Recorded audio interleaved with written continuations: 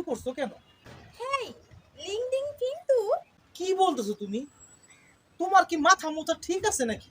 Hey, my dear husband, I love you into. আরে তুমি এইসব কি বলতেছো?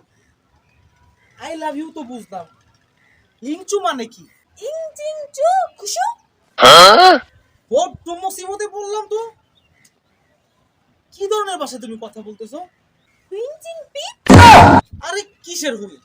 আর পিক পিক করো কেন? গাড়িতে কি তোমার গুতা মারছে নাকি? না, আর পারলাম না, তুমি বাঙালি থাইকা যাইবা। তো আমি কি তোমারে বলছি একবারও যে আমি তোমার মতো হুইল পিক পিক করবো? আরে এটারে হুইল পপ বলে না, ওটাকে বলে হুইল চুং পিক। ওই তো, মেয়ে মানুষের মাথা খারাপ হইলে গাড়ির হর্নের মতো পিপ পিপ করে। মাথা খারাপ না, মাথা খারাপ না তো কি? কি আবুল তাবুল বলছো তুমি এগুলা? মাথা খারাপ না, আমি তোমাকে চাইনিজ ভাবে কথা বলছিলাম। বাংলায় কথা বলতে যে মেয়ের দাঁত ফাইটে যায়, ওই মেয়ে এসে আবার চাইনিজ ভাষায় কথা কইতে। খায়া দায়া কাম নাই, যত সব পাগলের দল। তোমারে কইছে, এর জন্যই তো কবি বলছে যে বুঝে না তারা বুঝাইতে যাইও না। হ হ, কবি তো তাই কইছে, কিন্তু কোন কবি জানি কইছে? না সেটা জানি না, তুমি যদি জেনে থাকো তাহলে আমাকে বলো। হ, সব ঠেলা তো আমারই, এখন আমারই তো কই চুইব। তাহলে বলো না প্লিজ।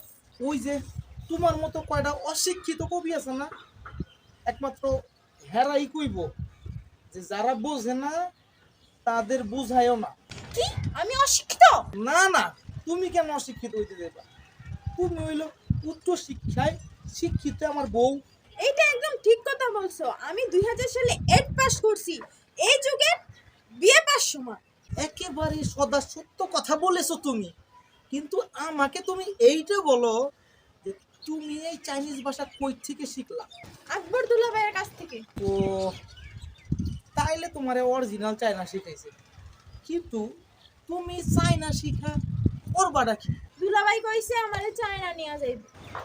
বুঝলাম, কিন্তু তুমি চায়না যে কি করবা? চায়নায় গিয়ে চাইনিজ রান্না শিখবো আমি। ও, তাইলে মনে হয় বাংলাদেশে এসে হোটেল টোটেল দিবা। ভালো, ভালো তো, জামাইয়ের দুঃখ বোঝা তো ভালো।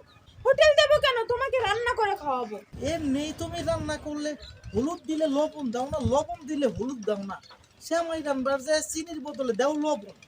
তোমার চাইনিজ রান্না খাওয়ার আগে তো আমার মৃত্যু হয়ে যাবে। তুমি কি কোনোভাবে আমাকে অপমান করলা? মাথা খারাপ, বউরে অপমান করে কি আমফানের মতো ঝড় দেয় কেন?